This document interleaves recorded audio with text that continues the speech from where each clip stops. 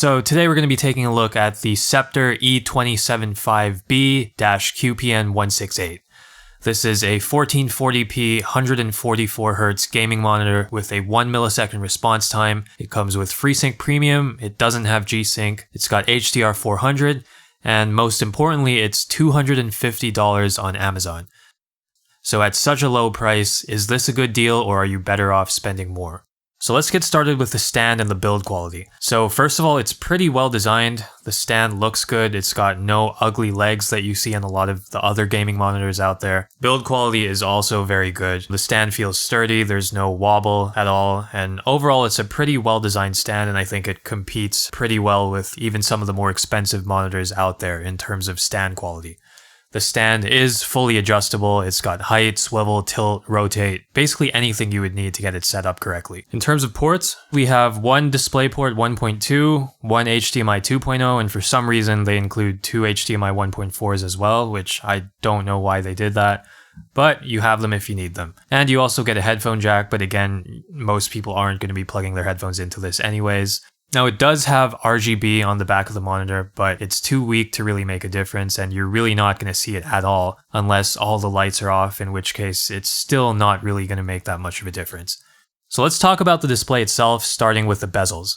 Now the screen does have some pretty thin bezels, but you also get some bezels around the display itself, which are quite thick, and it also has a very thin bezel at the bottom of the display, and that causes a pretty serious issue that I'll get into later. Brightness-wise, it gets very bright. I don't have any tools to measure the exact level of brightness, but I do know from other reviews that it gets above 400 nits of brightness, which is plenty for everyone. And so I have no complaints at all about brightness. Now, color-wise, this is where this monitor really starts to show its price point. So colors were very oversaturated out of the box, and even with a lot of tweaking in the OSD settings, I still couldn't get it to look as good as I wanted it to.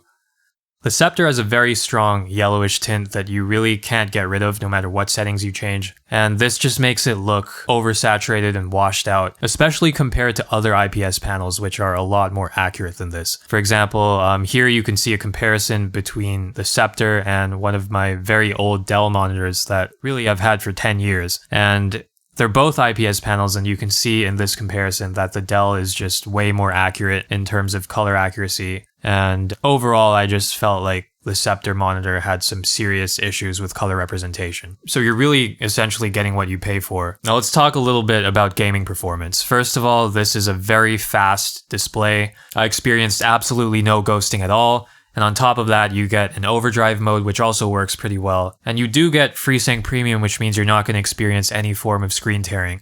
So overall, I have no complaints whatsoever with gaming performance. You do miss out on some features like backlight strobing and black frame insertion, but again, at this price point, that's not something I'd be expecting anyways. Moving on to viewing angles, and this is where some of the major problems with this monitor start to show. So overall, viewing angles are pretty good, especially when viewed from the sides. And there's no sort of color shift or any type of distortion that goes on when you're viewing it from the left or from the right. However, there is a huge issue with the bottom of this monitor, where if you're viewing the monitor from the front at a normal angle, the pixels at the bottom row are actually invisible, because there's a very thin bezel at the bottom of this display. And so what that means in practice is that on your taskbar, you know those lines that you usually see under the app icons?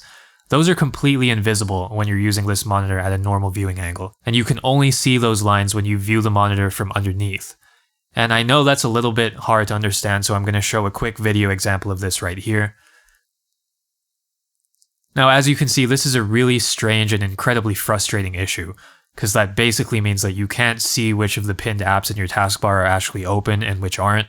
And I've really never seen this issue in a monitor before, and it really annoys me, and it's enough for me to want to send this back regardless of anything else.